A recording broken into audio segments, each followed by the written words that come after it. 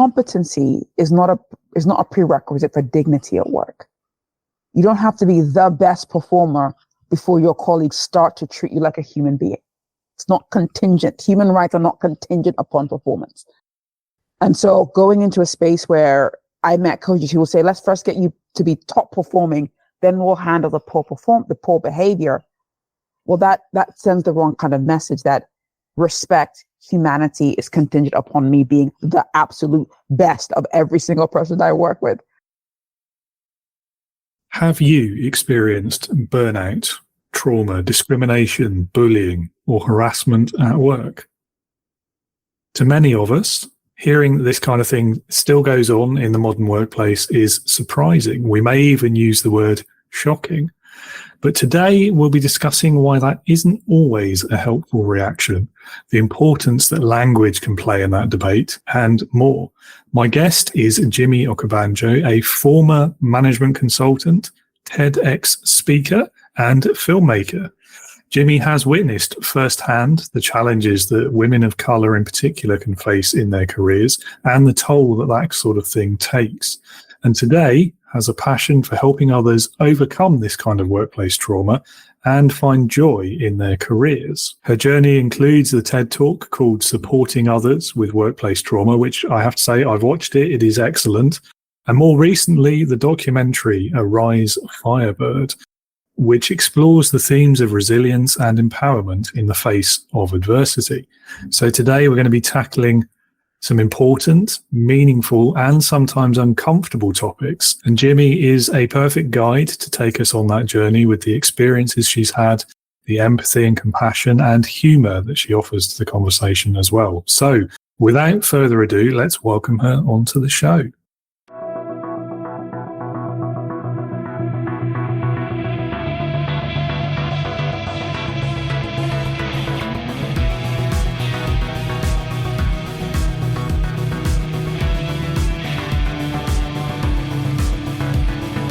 Welcome to the Leading with Integrity podcast. Leadership talk for the modern manager. With your host, David Hatch. So, Jimi, thank you for joining me this afternoon. It's great to have you on the show and lovely to meet you as well. Nice to meet you as well, David. Let's introduce the episode. I'll hand it over to you, really, to tell the listeners a bit about yourself, your career background, what you get up to today, and why you do it. Sure. So my name is Jimi Okubanjo. I'm the director, producer of a documentary film called Arise Firebird, Women of Color Transcending and Finding Joy at Work. And before that, I worked for 20 plus years in operations and management consulting. In my last role, I was a chief operating officer or a director of operations for a 3,500 person engineering company in London. And I crashed out of my consulting career due to a lot of the topics that we discuss in the movie. And, but I've, so what I do, what we hope with the film, Arise Firebird, is to make films that advocate underrepresented professionals in the workplace, but also celebrate their resilience and celebrate their accomplishments. But from a place of real honesty, opposed to fluff, or puff pieces. So the documentary, we interviewed 3 women of color who worked in and around London. So we had stories from Kingston, from Kent, from Manchester, but their careers were all central, were all like, in London, and kind of what they faced and how they overcame the challenges with the reality of being a woman of color working in England in the 2020s, and also what they're doing now that makes them happy. And my hope is really for anyone who's really struggling with toxic work, whoever you may be, to understand that it's not just in your head. You're not just imagining it, but also to shine a light for employers and managers to begin to have better conversations about what does it really take to create a workplace where people can thrive and do their best work and also want to stay. A lot in there to get into, which we're going to, I'm sure. So let's start then by telling us a bit more about the film itself and what experiences led you into making it. Absolutely. So Arise Firebird, we started working on the film in mid 2021. Took us about 2 years to get it finished. Okay. And what led me to do this, so I had taken a break from my last role, and I was really dejected. I had felt incredibly, I think, frustrated and disillusioned with myself, disappointed in myself for not finding a way to kind of work through the things I had seen in 20 odd years in a variety of different companies. I felt a bit ashamed. I felt ashamed, deep humiliation in myself. And I didn't really feel that I could do anything. So in the process of this, I had a lot of conversations with women, men, people around the world. A lot of Americans. I live in Kent. So I'm pretty certain your American viewers will hear the English. Oh, she's very English. The British viewers like, no, you don't sound English at all. So it's one of those kind of ways of speaking. But I spoke to a lot of Americans, some British people. But I began to hear a lot of the stories in terms of just how shocked people were by how I was not by how I was being treated, but the extent to which I was trying to figure out how I could work through it. There are a lot of horror, like that's not something you're supposed to try to work through. That's something you're supposed to call the police about. Those kinds of things. And, but everything was like, no, I'll work through it. I'll figure it out. So when we began to listen to stories of women in England, I began hearing a lot of the same kind of desperation, sadness, despair, frustration, anger, fear, confusion, bewilderment. And when I would talk about my story, people would ask me like, so what did you do to cause this? When they called you the N-word, or when they said they could have hired a white man for your job, when they threatened you, what were you doing that warranted someone to treat you that way? And I was like, and so once I'd explained, like, oh no, you didn't do anything. And I didn't want to keep on having to explain what happened or have to convince friends and family that I wasn't making up. No, I wasn't going to work drunk and mouthing off and letting out, infestation of spiders in the office. That wasn't what was causing it. I wasn't falling asleep to work. I was hitting my targets. I was exceeding my targets. That wasn't it. It just wasn't, performance was not the issue. And, I felt people say, well, once you've proven performance is an issue, then we'll look at race. If you can hit all the performance targets, then we know it's not a gender issue and a race issue. But what I found, David, is that every company has a Harold or a Gordon or Hermione, a cranky, cantankerous person, highly problematic, who is not performing. But they're allowed to be untouched and run riot. That's a little bit racist, a little bit sexist. And by little bit, I mean a lot bit. They're a little bit of a bully. They're a little bit of misogynist. They're a little bit threatening. They're a little bit horrible. They just make a couple people cry. Everyone knows they're a bit of a problem. We know these companies have these people. So companies can keep people in their space that are not performing.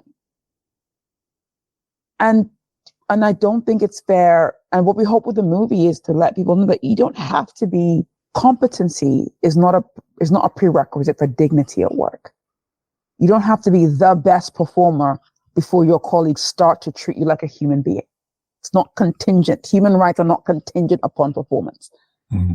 And so going into a space where I met coaches who will say, let's first get you to be top performing, then we'll handle the poor behavior. Well, that sends the wrong kind of message that respect, humanity is contingent upon me being the absolute best of every single person that I work with. But, not everybody wants to be the best or should have to be the best to be treated well or to be treated like a human being. If I went to the international chicken shack of the world and I ordered some, French fries and they brought my fries to me and my fries were frozen, I don't have the right to insult the server and be so belligerent, even though it's clearly the fries are frozen. I don't. And they would, and that the 24-year-old, 19-year-old weekend crew chief could call the police, and they'd have the abusive customer thrown out, and the entire might of that organization would back the crew chief, even though the fries were served frozen. They wouldn't say, well, yeah, true, okay, you can slap them around a little bit, you can insult them a little bit, you can be a little bit belligerent, a little bit, because, you know, they know. Mm. So we have people who are coming, and they're coming to work, and they're working in very hostile environments, wrapped up as being, you know, we're inclusive, wrapped up in a lot of rhetoric. Will just first show us you're the best that we ever saw in the whole world. And then we'll start taking the accusations of discrimination, the accusations of ableism seriously. Just show us first you're the best that ever existed. Then you have the right to talk about all the other treatment. It's interesting that you use the analogy of hospitality and the catering world there, because that's probably one of the most common examples, isn't it, where it's more socially acceptable, in inverted commas, to do exactly that and insult the person who's brought you the rubbish food or the wrong order. And most people have had that experience. But you're right. I mean, it highlights such a huge double standard, doesn't it, clearly in your experiences. I mean, the first reaction I would like to think of any reasonable person for your story there is, even before you got to the part where you say, you know, respect is not contingent on performance. Way before then, like in my head, I was thinking, well, hang on, no, that's not right, is it? Like, that clearly, you know, it doesn't matter what your performance is like, even if you had brought in the horde of spiders or something, I think you said there. Box of spiders. Yeah. Even if you had done that, like, that doesn't justify the other behavior, does it? There's ways of managing performance that, yeah. And there's right ways of managing performance, even if that was the problem, which it clearly wasn't here.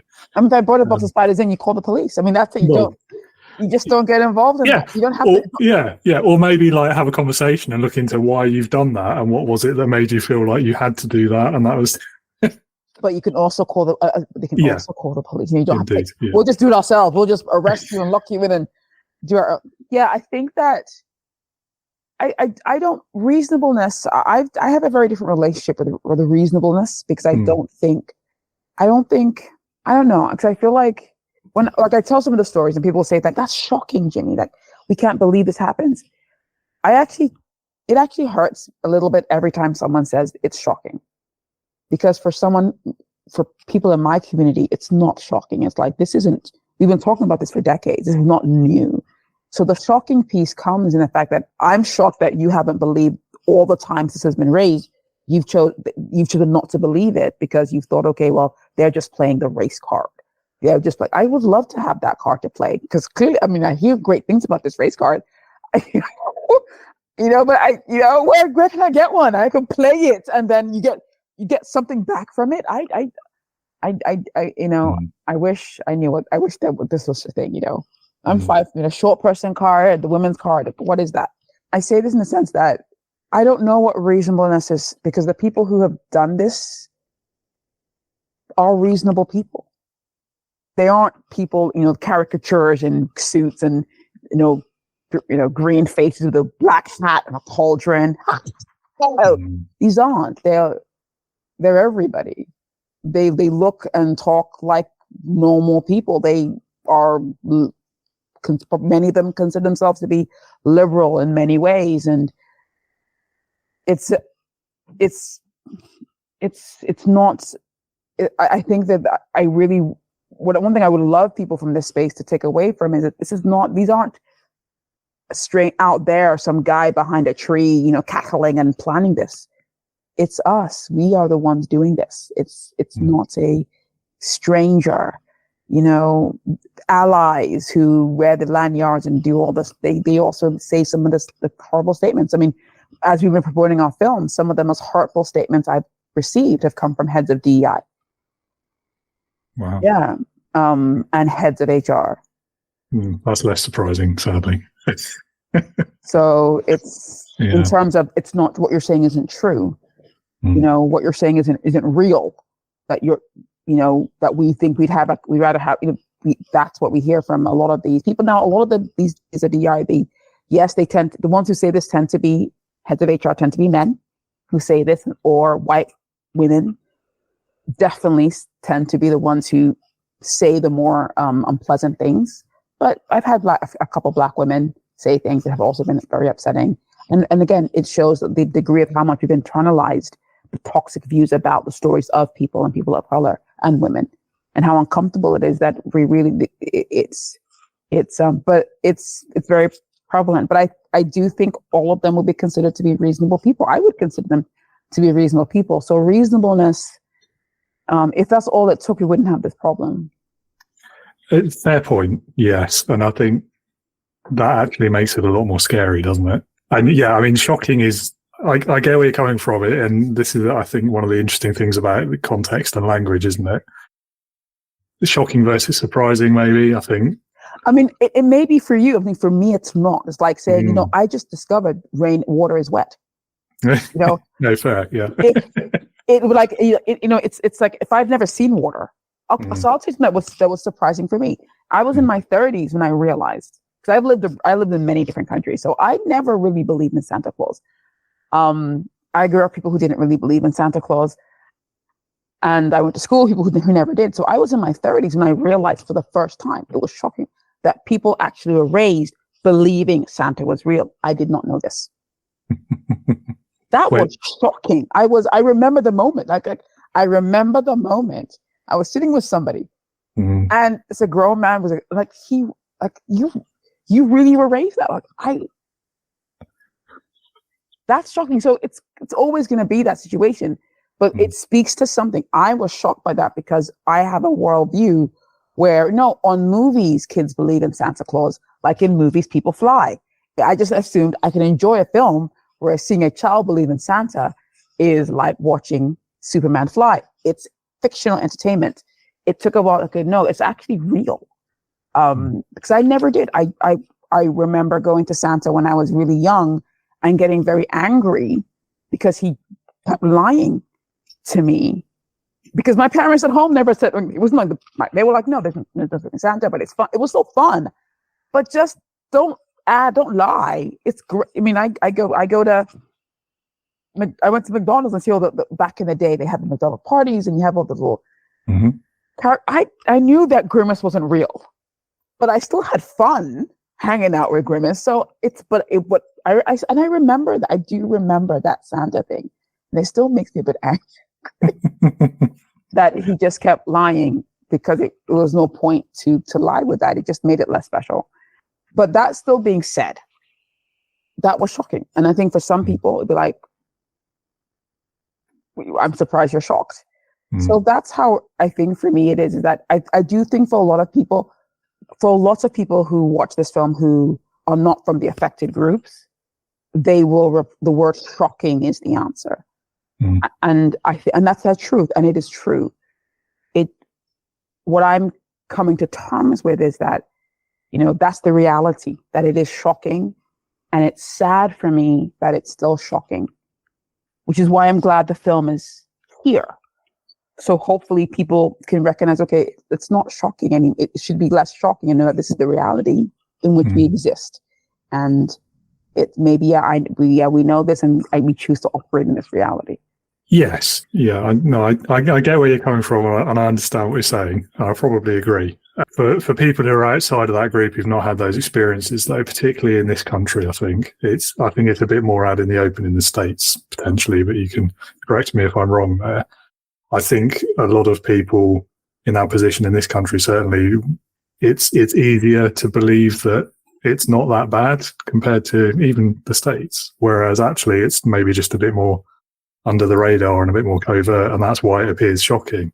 And it can be quite confronting as well, I think. I've not personally experienced it, but, a lot of people who I've spoken with over the years have, and they come to that point of realization where they thought it was quite an equitable society or quite an equitable workplace, and then one of their colleagues has been through a quite unpleasant experience, and they realise suddenly, the eyes have been opened, and shocking is the right word when it happens at that point, I think.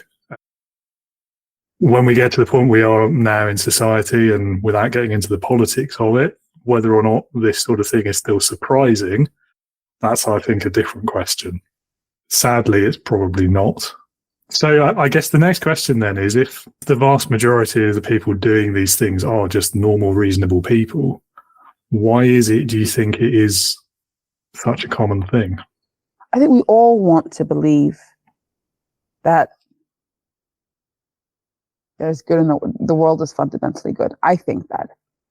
And we all want to believe we're fundamentally good people because it helps us operate. I mean, it's hard to operate in a world where you think there's something wrong. And sometimes when you're faced with truth that maybe, we're causing harm, that I am causing harm as an individual versus society.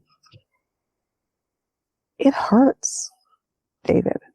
Mm-hmm. Think of the last time someone gave me some feedback about something that matters to me. I'm like, what the hell? What? I'm never going to talk to you again. In fact, you know what? I don't need to speak to you on that issue. It's hard to come in and tell someone and to tell someone, they're causing real harm.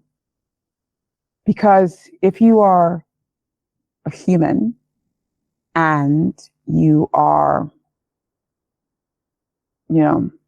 and you emote within certain parameters, it doesn't feel nice.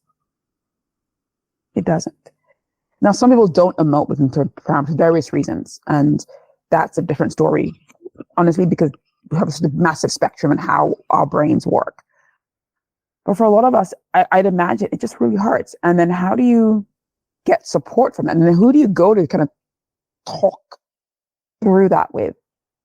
So if the people in one's community are like you, then you'll probably get reassurance that don't mind them, they're just saying that, because that helps take you out of the pain. And that can move you out of that pain very quickly, saying, don't mind, Jimmy, she's just trying to play that race card. If you go into the people who are being victimized, you may be faced with people who are in real pain that was caused, that again, maybe that you caused. And they're not going to have that space. You want me to hold, if you broke my leg, you broke my leg when you're driving, when you weren't paying attention to driving, you're not asking me to try and make you feel better about the fact that my leg is broken and it hurts. I'm just to take the image of that issue of the street, right? On the street, person is broken leg, they're bleeding.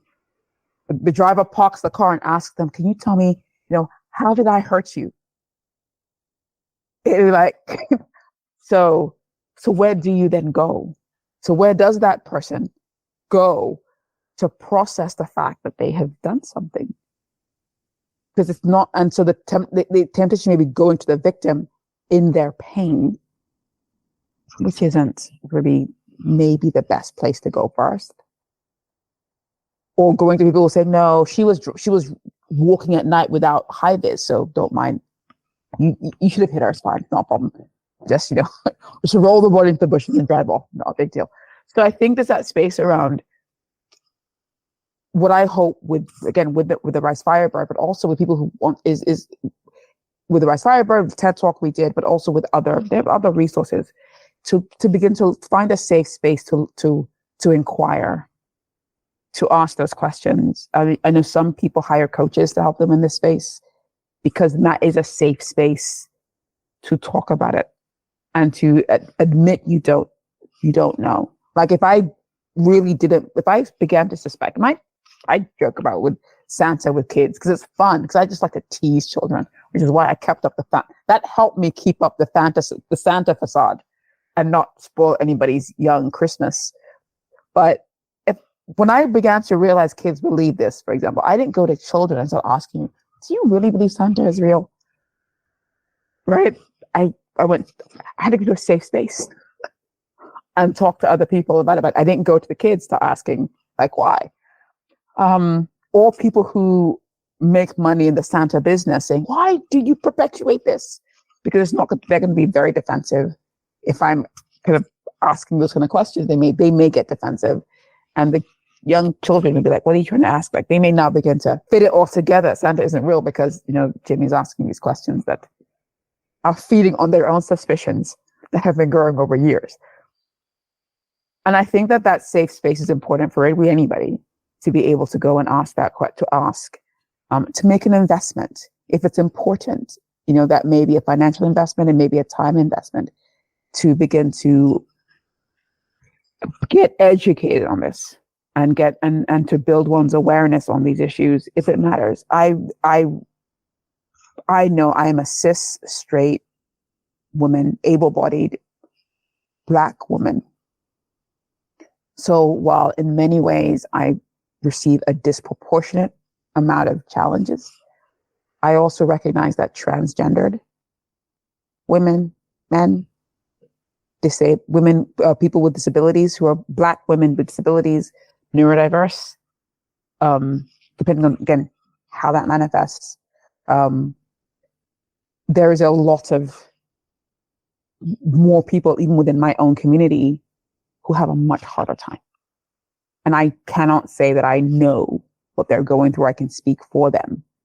You know, I have to also go and do my work within my, and the other communities as well. No, not just within the Black female space. You know, I have to go and I have to continue to do my work. And the truth is, it's exhausting, David. It can be exhausting, but that's, I think the phrase that comes to my mind is radical empathy.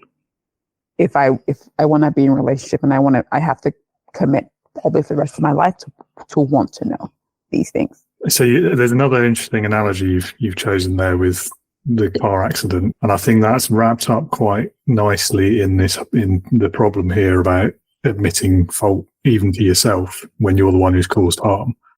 Probably way before we were born, the societal norm when you get to that point is you apologise and you try and make it right. I think in today's society, especially in the case of the car crash analogy, it's the opposite. It's never admit fault. And we see this at political levels. We see this day to day on the street, in the workplace, because admitting fault and saying that you were wrong is weakness. It leads to negative consequences for you, for your organisation, for financial health, whatever it may be, and whatever the situation is. And I do think that's part of the problem as well, because if your default is to avoid the responsibility, whether it's deserved or not, that's another question that I'm not qualified to get into by any means. But if you can't even get to that point, then how are you ever going to get to the next point where you're talking about building that empathy, understanding where people are coming from, seeking out that safe space, and then one day, hopefully, getting to a point where we're at least starting to solve the issues? You know, with the car analogy, I think, I don't know about the days of yore, because I know the days of old, because I also hear stories about people who hit and run exists as, at least in some jurisdictions, that it's a crime to hit and run because people would hit and run.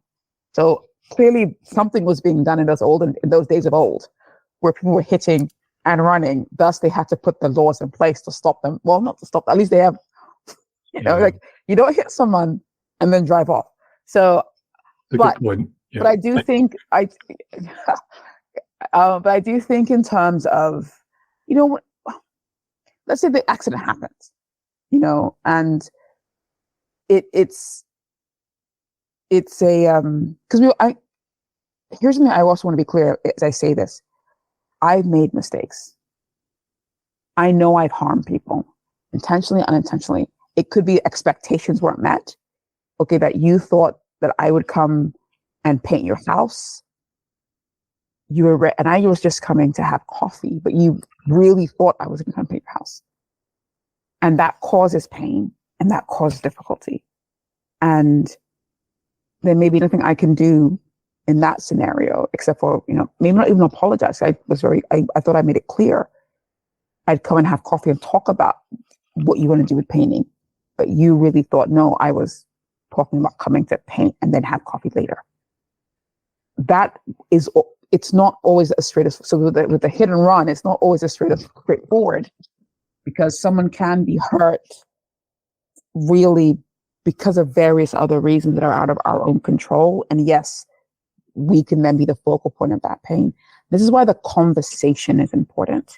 Having the safe place to really unpack it and discuss it and be comfortable in that discomfort, that it's not always going to be yellow or purple, you know, a hit or I didn't hit. It's a case of Sometimes just driving the streetcar down the street is causing someone distress. And it may be that, that may make you feel uncomfortable. As a human being, I feel uncomfortable, but I've got to drive my car. But if I'm driving my car down the street and I'm hitting people, that's different. But it's being able to have that discussion in terms of what is actually going on here. Because some of these situations, there is some nuance involved.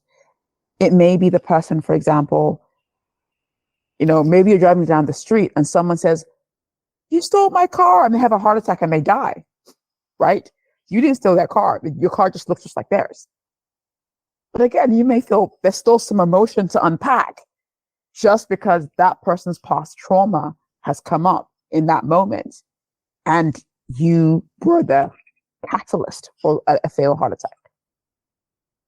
That's what we're talking. So what does that mean? It means, people who've dealt with abuse from a previous employer, and this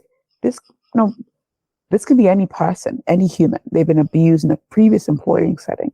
They've changed jobs and they've come to work for you.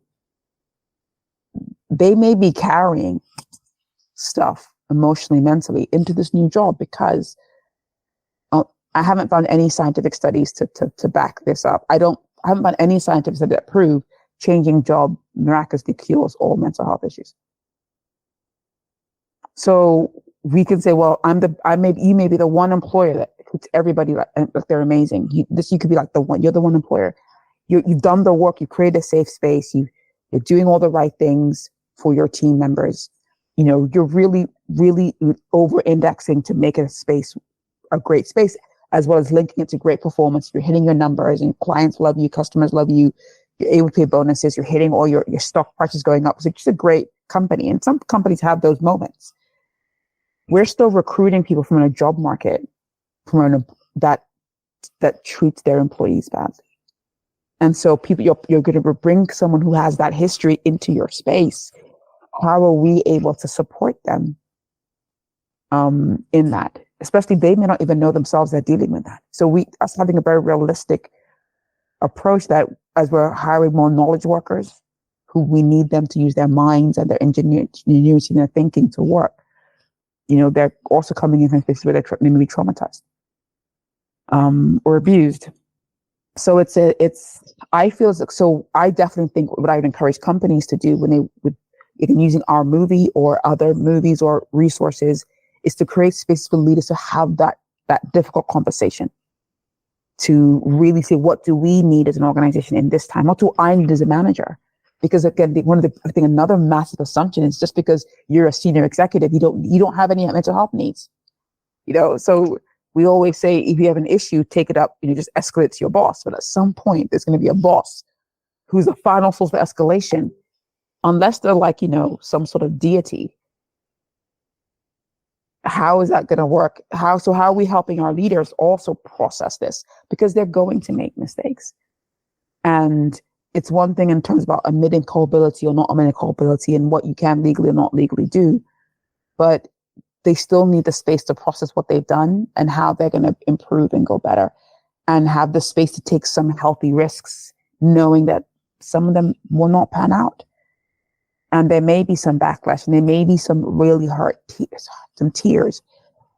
And that's not an excuse to run away and say, okay, we're never going to do it. Because no, but actually, how do we support those who maybe were hurt through what we tried to do? Knowing that some of it, they may see the attempt, but the pain is still there. Again, going back to the driving example, you didn't intend to hit someone. We're paying attention fully. It wasn't intentional, but it still happened. Is one going to stop driving forever because of that? Yeah, or just ignore that it ever happened. Yeah. And try and just pretend that it didn't. You're absolutely right. I completely agree with you. The conversation is the key, isn't it? And being open to having that, even though it's uncomfortable. There's that cliche that nothing worthwhile is easy. Mm-hmm. I think that this squarely falls in that category, doesn't it? The other way of looking at it is the risk, the danger if you close that conversation off, you try and ignore the problem, you try and run away, whichever. The person in the other, I don't want to say the other side of the argument, because it's not really an argument, is it? But the other the other party, let's say, they then have to fill in the gaps with assumptions about why you've done what you've done. And if you're not willing to talk about it, human nature, sadly, then the natural assumption is you've done that on purpose and you don't care. I think there's definitely part of that, because they will have to tell themselves whatever they tell themselves for them to be able to move on. Mm-hmm. And ultimately, at the very least, like, if you didn't do it on purpose, you don't care. At least at the very least, you don't care. For the person affected, it might help them in their healing process to at least have some conversations with you on that. But I think the other challenge would be from a company standpoint. You think about company culture.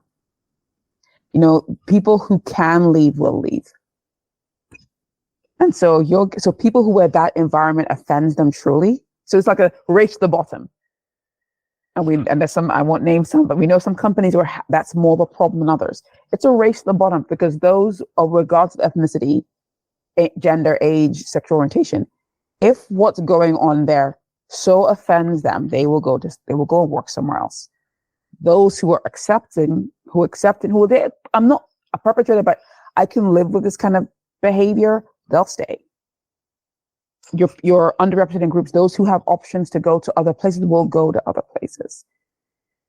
So you will get, I just imagine what that kind of company, so the more one delays to try to have these conversations, the harder it's going to be, because you're going to get less and less people, less and less of the kinds of people who could champion it staying, and moving on. So you're going to get probably people who for whatever reason can't leave or not prepared to leave, but they may not be vying to get promoted. They just want to stay in their role.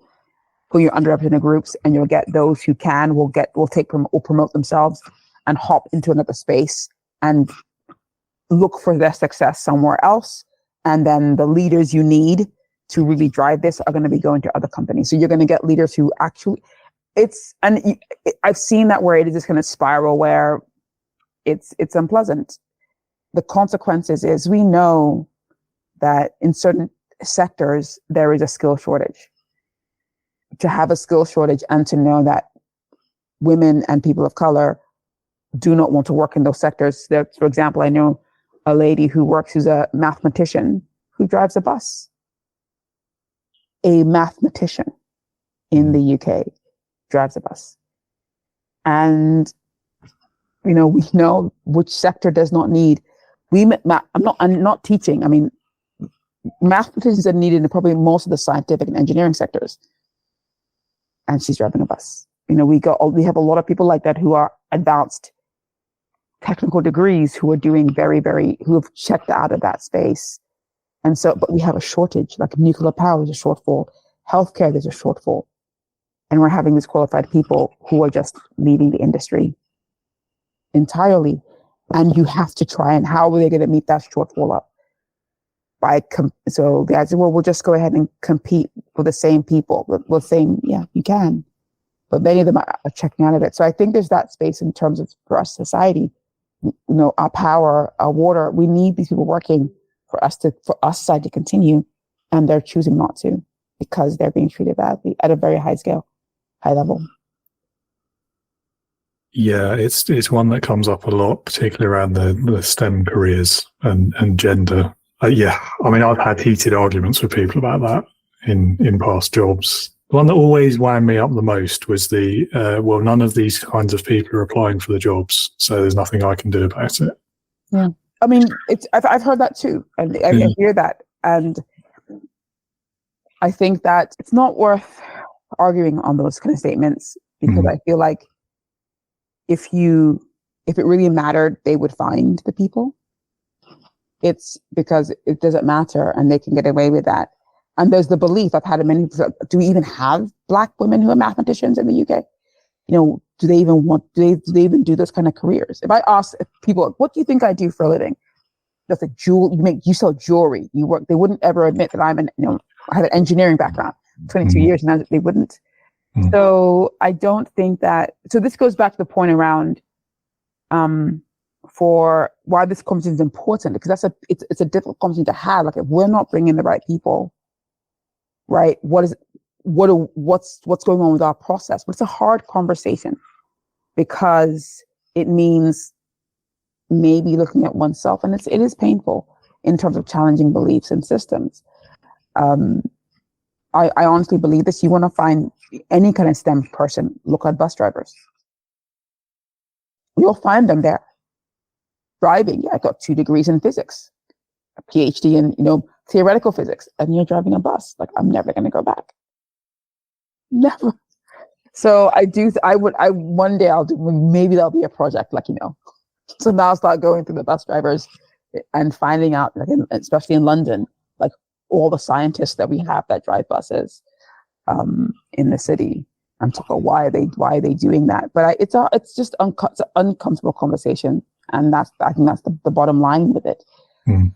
Because if there was the need, if there was a real focus, they would be able to find the candidates. Yeah, I mean, what I've seen happen, and thinking back to what you were speaking about at the beginning of the episode about the underperformers who are tolerated, what happens is, in the absence of finding the well-qualified candidates, they will just hire one of those underperformers who technically might have the right qualifications, but isn't going to do as good a job as if they'd maybe cast the net a bit wider and maybe thought about some of these bus drivers, for example. Well, I'll try to get them before. Yeah, casting net wide. The key is you've got to cast net wider. Yeah. If I want to hire engineers that are, I want to say, who've also worked in the circus, and there is something about that, then yeah, I'm going to probably have to start. I'm going to have to start. I'm not going to just put it on my website, right? Mm. I'm going to have to go into spaces where circus performers hang out. Mm. I have to go to where they are. They're not hiding. You just go to where they are to hang out. Go to communities where they've been disengaged as well. So, and what will it take to re-engage you back into this space? They're not hidden. I mean, I have tons of people that reach out to me who are like, I'm never going back, or if you ask me, I can probably get you some people for those roles. It's the double bind they may get for more senior roles is you've got people who've been burned. And where you have a company that's not been successful at retaining especially women of color senior leaders.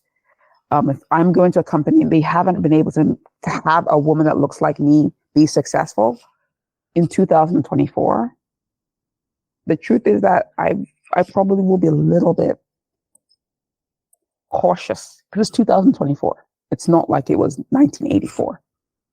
Mm. So there's, and if they're not aware of how they've gotten there, like, no, we don't know. We don't know. We just do our best. That's probably a red flag, opposed to like, no, they're really aware of kind of the issues they're having and they're doing some work around it. Perhaps that would be different. That's very different. But if they're like, no, we just can't find any people. That's why of our 500 managers, they all kind of look a certain. We may have gender diversity, but that's kind of as far as it goes. Then I would be like, yeah. So it's a hard conversation. It really is, and I don't want to discount, because I don't want to sound to anyone who's like you're sitting and you have a board and you have 12 people in your board and your management team, you've got 30 managers and you only have 3 white women and the rest are all white men, or maybe 1 Asian or 1 black person. That's it. And what are you trying to say, that we're horrible people? No, I don't. It's complicated. Mm-hmm. And I think just starting by having that conversation, because often we don't see our blind spots. We can't see our blind spots, what they're called blind spots. And starting to have that conversation, like, what if we just are casting our net in the wrong space? We're trying to fish mackerel in the Thames. We're trying to fish mackerel off the coast of Ireland. Mackerel's a deep water fish. So maybe we just got to go in the deep water to fish for mackerel and not try to fish for it in the Thames. It's not because if we put our net in the Thames, I know if I put my fishing net in the Thames, I'm not going to get mackerel. So why, I'll prove it. So I'm not being anti-mackerel. We put the fish net in the Thames and no mackerel came back. Yeah, but because the mackerel don't swim in the Thames. We could talk about this for an hour at least, couldn't we? Quite easily. Just it's important for us not to. But I think what's also it could turn into is an accusation. Yeah. That okay, the HR person isn't doing their job properly. The recruiter doesn't know what to do. They don't understand the environment, and it's not that. There are probably other factors that are going on. For example, if they may not have the budget, maybe they have no recruiting budget. All they can do is stick it up on their website. That's all they are allowed and able to do. That's not a recruiter issue. That's not an HR issue. That's a leadership issue in terms of that. Maybe they want to have a way. They want to go to career fairs or have or revamp their work programs, and they're told they can't do that because insurance said or legal just said no, and there's no conversation with legal about how to make it happen. So they're really constrained. Or another company puts jobs up on their website, and they seem to get all kinds of people coming. And I've now moved to this company. We're not getting it, and we can't understand. So it's because it can really be a situation saying, well, just try harder. But there are things that are going on in the company. There are things, and the issue about recruiting is without retention, it becomes a lot harder. So if you can't retain people, recruiting does become harder because people in that community who've left are going to be in the same pool. And then then someone joining will know I don't have a long-term career here. So I'm not even going to come here with a long-term strategy. Mm-hmm. So it's against a race to the bottom. So you've got to talk about retention, and you can't talk about retention without progression. So again, if you want people to stay, they've got to be able to see really themselves at different levels, not just the head of marketing and then nothing. They've got to be able to see their space for them at different stages of the organization. It's definitely a harder conversation. So I think for us, I do think that in terms of next steps for companies, it's really having those conversations in terms of our culture, in terms of how comfortable can we as leaders have these hard chats? Because understand, inclusion, equity, diversity, belonging is only one kind of hard conversation, David. We have conversations about integrity, corruption, health and safety. Conversations are hard conversations to have. Yeah.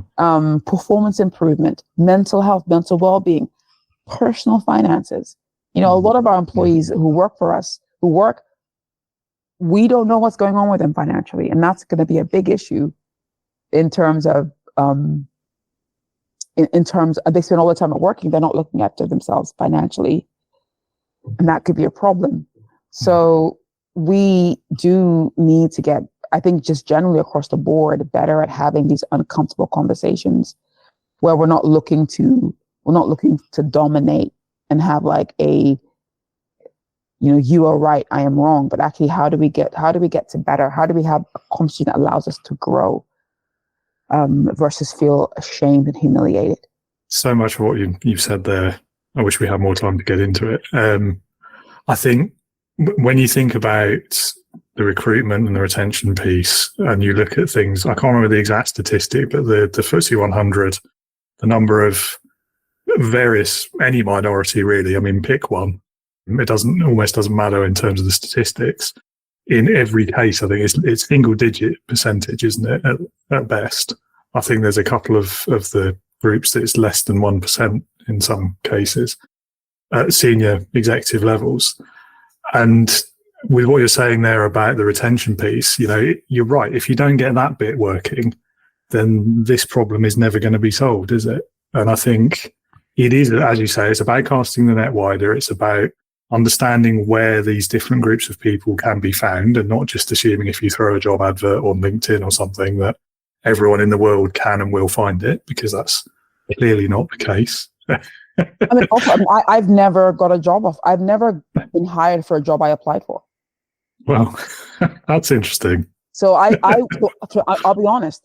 I would never, if someone said, I'm Jimmy, I'm looking for a new role, I would never tell them to start applying for jobs on LinkedIn or any, because they've never worked for me. And I was a chief operating officer. I'm ex-McKinsey. I worked at Next Shell. So for me, that's not how I've gotten a job. So yes, I would never apply for a job that's advertised. because we know that the vast majority of jobs are not advertised. Yeah, well, this is it, isn't it? So I think where we come with the movie Arise Firebird, it's more around that retention, the retention space progression, because I think recruitment is probably the easiest thing to solve.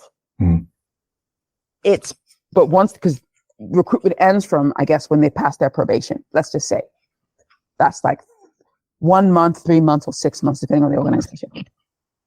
Yeah, but do they make it past the first year, second year, 5 years? Like that's because that's about company culture. Indeed. And I think the issue at chicken and the egg is progression is a big factor for recruitment. So if people can see that people are progressing, they can stay. But you can have the culture matters and progression. If you have a wonderful culture and it's wonderful, but people aren't getting promoted. I mean, you'd wonder how wonderful the culture is if no one's getting promoted. People will leave to go and look for something somewhere else. If you have a toxic culture, people are going to leave. So it's, and I think for some companies, I'll be honest, they're probably organizations who really don't need to diversify. You know, they have all the staff they need. They don't have any staffing shortfalls. They don't particularly feel bad about what they have no moral impetus to do it. They just like, no, we have everybody here looks like us. We're doing okay. We've been around for however long. And the truth is, if that's that organization, there's nothing really much I can say to that, except for, I get, you do you in that sense. But for a lot of other companies, skill shortage standpoint, from a, retirement standpoint, from a being able to bid for contract standpoint, even from the moral, so from a moral standpoint, productivity standpoint, they know that they're going to jump off a cliff. They're going to drop off. They're going to need to increase their workforce by diversifying to be able to fill the shortfall. Those are probably the ones I probably speak to more, because there's a business need to diversify. There'll be legal penalties, legislational penalties in terms of that, and also customers not wanting to purchase from them anymore. Take the example, Victoria's Secret. They had a big pushback over time because people, you don't need me to buy from you. That's fine. I won't buy from you. It's okay, cool. No problem. Nothing personal. It's never occurred to me ever to go and shop at Victoria's Secret until very recently, because I've started seeing different kinds of people. That's Victoria's Secret. Okay, sure. But no, they're just not for me. Nothing personal. It's just not really for me. I mean, something random that happened. I went to a glasses store recently to look for some glasses, and I was walking around and I saw like a reflection of myself. Oh, and I looked at, and I wasn't a reflection of myself. It was a black model. I was so not used to seeing that when I saw one, I just thought it was my reflection. Wow. Yeah, I mean, that says it all, really, doesn't it? And I remember that, like, wow, so this is what it means to see yourself. And I just was like, and so I'm going to get my glasses from there. It's like, okay, let me see what they have. So now I walk past the glasses shop and I still look back and see if I can see the person.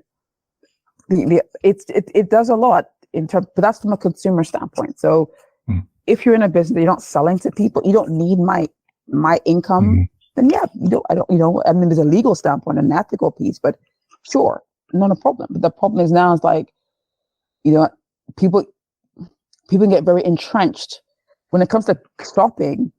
We build habits. So if you want to get a shopper for life, definitely figure out how to get people like me early, so you'll get me to the rest of my life. So I won't change and shift. I would say it makes it worth it. But for those who really want to be, I definitely think in terms of relevance, it's going to be harder and harder for companies not to move on this. But again, I think they're going to do it in their own. They're going to do it in their own time and in their own way. Yeah, I suppose it's just different ways of looking at the same the same issue, isn't it? But I mean, if it's going to be driven by the customer behavior as the market changes and the makeup of the population in that market, as you say with that example with Victoria's Secret, if they don't change, then they lose business. Or at a management level, say if everyone ran the table in the boardroom looks the same, has had the same experience, has always worked for the same company or kind of company, has always been in the same industry. Do you really need all of them at that point? If everyone's got the same, you might as well just have like one or two of them, right? So, yes. And that's the bit for me. It's like, if you don't have the diversity around the table in the conversation, contributing to the decision making, the quality of decisions suffers immensely. And that's the bit that's always stuck with me. And like the financial bits of it aside, the marketplace aside, it's the right thing to do, but also it will give you better quality of outcome. And that's what's always persuaded me. And I'll say I agree. I do believe over time, companies will do better, but because the world in which we're living is becoming more complex as well, becoming much more global. So yes, it's the problems we're trying to solve are much more complicated now. Companies are competing on a scale, maybe, in the old days, just the butcher shop in the town yonder. But now you're looking at very complicated business models. Yeah, so having that diversity of thinking is important because we have to look at these problems through different avenues. But if everybody really is the same person, we're not going to be able to compete. I mean, we're looking at corporations were surprised, companies were surprised by the growth of China. But if people had understood the Chinese economy and were even up to date a little bit, it wouldn't have been a surprise. But again, because of the kind of standard thinking, okay, so now we all see China. Who's coming up after China? India, perhaps. Who's after India? But because no one is thinking in those terms, we're just going to be surprised again, and then we'll lay people off because we were surprised, and we'll lay more people off because we were surprised.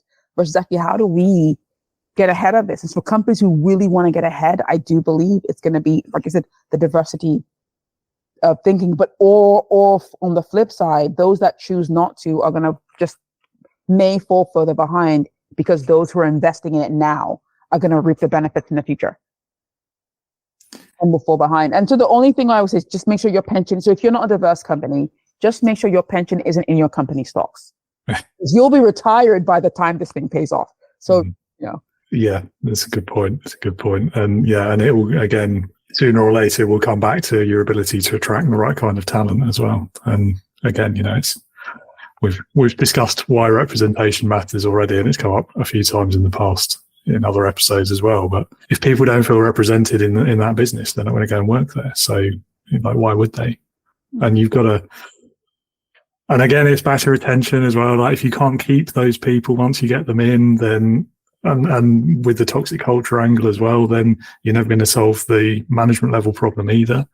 And worst case as well, I think companies need to be thinking across their whole industry and sector, because if you turn these people off so badly that they go and become a bus driver, your entire sector has then lost the talent, not just your business. And so you're never going to solve it at an industry or economy wide level either. That's true. Anyway, yes, I do find these points really interesting, and I could easily talk about it for loads more time, but I'm conscious I don't want to steal too much time from you. So I just have a couple more questions that I'd like to talk about from a leadership angle. Yeah. So the first one I'd be really interested to hear is, what has been your best experience of being led in your career? Oh, wow. I think when I worked, I used to work in a operations manager in a massive, distribution center, massive, and I had 200 people working for me at some point. My manager, her name was Jerry, and she was the first person I worked with that made me feel safe about making mistakes. She said, if you ever make a mistake, just make sure that I tell her first. That's it.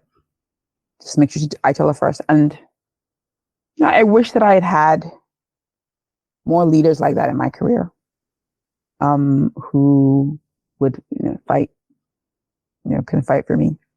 in that sense, really fight for, and like to get results, not just be difficult and be a bit, so that would be a good, so that gave me space to experiment. The other leader I had, this one I feel very ambivalent about because it started out really well. The relationship didn't end well, but he was the first person that when I led my first consulting project, it was off the back of his recommendation. And he really was the one that asked for me by name and insisted I would be the one that would lead the project for him. I wasn't even sure I could do it, and he was like, no, I'll help you. And he did. Well, that's nice, isn't it? Yeah. Always good to be recognized by name, isn't it? Yeah. And I think he saw potential. Yeah. What I liked about him is that he took me on because he saw my potential. It wasn't based on, okay, before you can lead this project, you have to have led 19 projects. But no, he saw that he'd seen me working in a different capacity. Said, this is someone who could lead the project. Yeah. And the first leader as well. I mean, Yes. there's a certain maturity, I think, in leadership to be comfortable enough that you can allow people to make mistakes. And I think it's, once you get to that point, the sky's the limit for your leadership, because it's such a difficult obstacle to get over when you're new at it, I found. And I hear similar things from a lot of people in that position as well. I also think for her, she was very respected. And so she had the kind of gravitas that she could absorb and reframe a mistake versus, because some of those that had, they didn't have that. So, they usually get, Jimmy did it, and they'll like, nope. They say, no, she could contextualize it. So I feel like because if I make a mistake, someone has to absorb the mistake, right? So, it's not just going to go nowhere. A mistake isn't like, I put tea in my coffee, or I gave someone tea and coffee. Though that was early in my career, it would be like, we didn't hit our numbers for the day, or I don't even know. I didn't even know what kind of mistakes I made. They weren't, but I just, maybe if I don't know, didn't show up at work one day or something. So she was, but it's not just, because what we need to understand is that when mistakes are made, sometimes there is a real business consequence. It's not just, leaders don't micromanage simply well, some do. I think a lot of people don't micromanage because they don't have anything to do. It's really out of fear that something will be dropped. And then something does get dropped. And someone gets hurt. So the work jobs I've had, the consequence of mistakes have been real. Someone could have gotten injured. Now I'm grateful that we took, honestly, I didn't have any accidents like that in my shifts, but it's uncertain. That's what we're talking about in terms of like, if something like that happened. And that's what I meant. If something had happened, like somebody got injured at work under what I was supervising, then I would need to call her first. Health and safety, all of that stuff, but then make sure she needs to find out from me and not through anybody else. So I know that she didn't mean don't call the doctors, the hospital, but it's like, no, she needs to, she needs to be the one that finds out. She's the one that that wants to be, that should be able to, so she knows what's going on, in terms of that. So I'm in, it definitely made me feel safer and want to be that kind of leader. But that also requires having support. That must have meant she had support from her boss as well. And I knew who he was. And I can imagine that he thought very, very highly of her too. But in terms of, I think I remember that particular one speaks to me. The other one, the beginning part of our relationship, he was also who took it, who saw me, who saw potential. Yeah. You make another good point actually as well. It's not just about whether you're new at it or not. It's whether you as the leader have that feeling of security yourself to be able to take on responsibility for those mistakes. And I think you're right. The ones who micromanage are probably the ones who don't feel safe to let people make mistakes, and they feel like the only way to make sure no mistakes happen at all is to go in there and do it themselves and supervise very closely. The irony I find in that one, though, is that it usually leads to more mistakes because you're just standing there nitpicking over someone's shoulder and you're putting them over over the coals under extra pressure, and so they become more likely to make the mistake that you're trying to avoid. And it's So I think this goes back to difficult conversations. Yeah. Because if a leader is micromanaging, what is the content that's not being had? Do I have the right person in that role? Am I the right person in this role? Do I have the right resources for my job? Have I been given unreasonable expectations? Like there is a difficult conversation that has not been had that needs to be had. And so that we'll just don't micromanage. No, it may be that actually we need 3 more people in the job and then I can let go. Or you've had me hire someone maybe who's a little bit inexperienced, and really what we needed is a bit more of a budget to hire someone to manage that part, to sit in between that role, to mentor that person. But those are hard conversations to have. Like something is going on here. Before we jump to solutions, do we understand what the real problem is? There's a pretty high percentage, I think, of managers or micromanagers who are doing that just because they don't know any other way to do it. It's all they've ever seen from their managers. It's the only way they can process what they're doing. I think there's a much smaller percentage as well who are doing it just because they have to have control. There's their own issue going on there, perhaps. But yeah, you're right, definitely. Those are hard conversations. Like, why are you micromanaging? Yeah, well, quite. Yeah, isn't that what a manager's supposed to do? You know? Yeah. No, Definitely. That's a whole nother conversation about management and leadership. My second favorite topic. Oh, good. Okay. There is this. I'm hoping to do a movie. I'm hoping one day to do a film about management and leadership styles. Oh, cool. We'll see. Yeah. Well, I'll be first in the queue for that one. Leadership Heroes. If you had to pick one person, it could be anyone you like, they could be alive or dead, past or present, real or fictitious, who in your opinion would perfectly embody leadership, who would that person be and why? Oh, that's a good question. Star Trek Discovery, Philippa Georgiou, the captain, the original Philippa Georgiou. She would be somebody that I would love to have been managed and led by her, to work for her.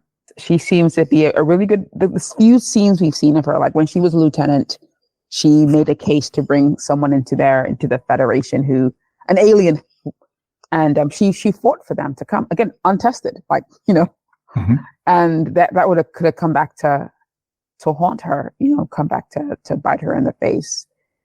I definitely see someone like that who can take risks, because I feel like I'm somebody that does well with leaders who can take a bit of risk. That I need a little bit of support, a little bit of cheerleading. I've always needed cheerleading, but also given the space to grow, to be my own person, and to blossom in the way that I'm intended to. Yeah, it's a good pick. We've had quite a few Star Trek ones over the last couple of years, but that's the first time someone from Discovery has been chosen, and certainly this specific character. But it's a really good choice. I don't know why she's always been overlooked there, actually. And another one in Discovery that I find, I wouldn't say I'd pick him as my perfect leader, but I enjoy his journey into leadership, and that was Mr. Saru. Because he starts off as like this really fearful, inexperienced, lacking confidence. He just struck me as, he reminded me of myself the first time I was a manager in a lot of ways. Like, you don't really know what you're doing. Your confidence isn't quite there. You have issues with trusting people around you as well. And then by certainly the end of the most recent series I've seen, he's completely transformed. And so seeing that journey, I found really interesting. Mm-hmm. I love Star Trek as well. You can tell. Well, maybe there's another discussion about leadership styles in Star Trek, because I do have quite a few opinions on the different leadership techniques versus like the Cardassians. Like, I think the Cardassians most accurately represent typical executive leadership.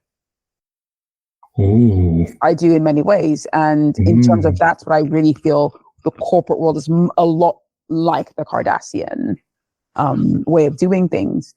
Yeah. So it's, put that in the future possibility. Yeah. No, I don't disagree with you.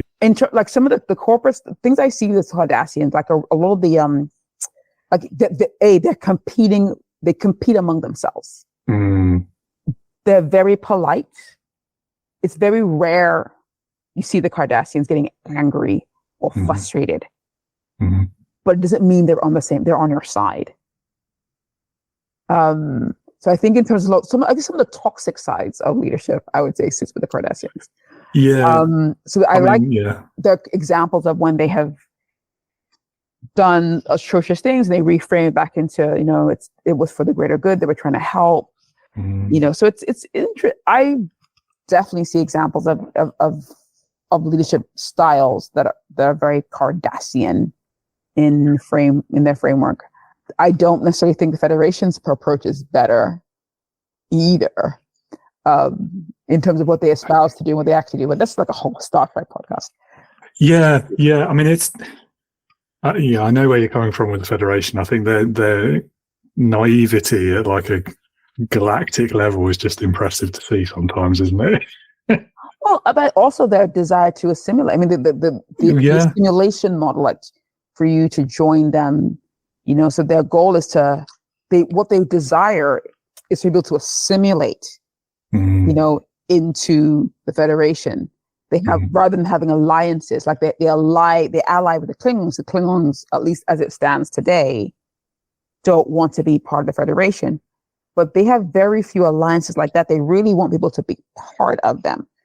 And so this idea of like melting versus diversity, like assimilation. And so they talk about that, like the Borg, how are they different from the Borg?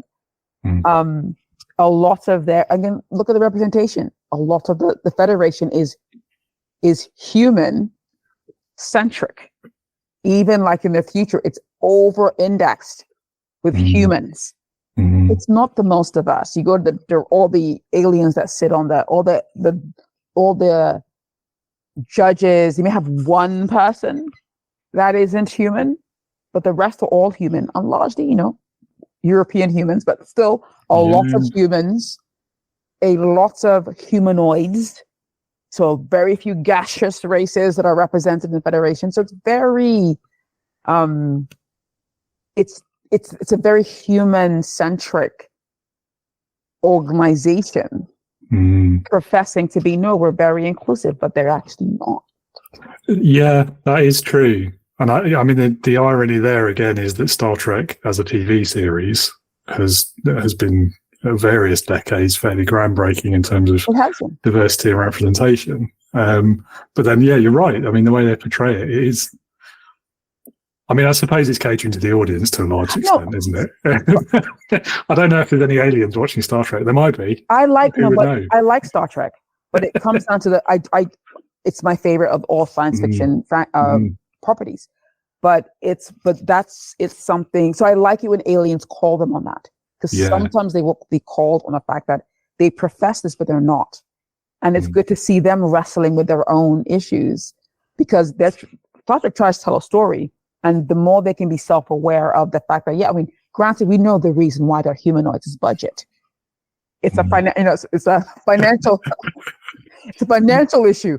We understand that. So, maybe in 50 years when, technology is even better and cheaper, we'll see a lot more different shapes. Yeah. Also, as human beings, we like to see humans or humanoid type creatures. It might be hard if the entire bridge is ooze with bubbles. I understand, but it's also a great space to talk about, to bring that into conversation about the fact that the Federation, over half their vessels are human, but humans are not the only ones in the entire race.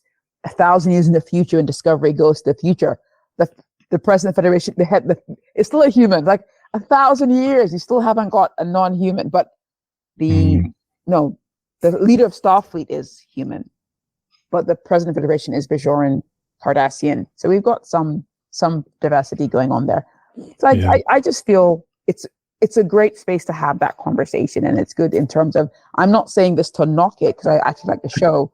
There'll probably be episodes where they're called on this, because it's a chance for Star Trek, again, to comment on these society issues in a way that they uniquely can, by pointing the camera against them on themselves. It's like the enslavement of Starfleet's ongoing enslavement of artificial intelligence.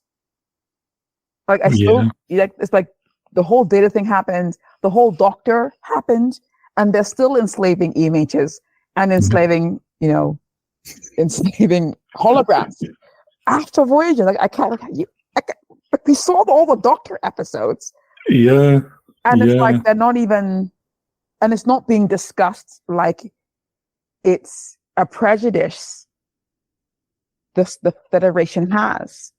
That there's, Yeah. Because it's such an interesting one as well, particularly with the holograms, because I mean that came across in quite a few of the series. There was the whole storyline in DS9 about it as well, and it does make me wonder, like, if humanity today encountered an emerging intelligent form of life, how would we deal with it? What would we do? And this is the power of sci-fi, isn't it? That's why I love it. So my theory is we'd enslave it, exploit it for resources, or eat it. That's pretty much it. That's the human thing. Can it produce something for us? We can make it go work, or we use it as itself. Can we use it as itself to build something for us? And can we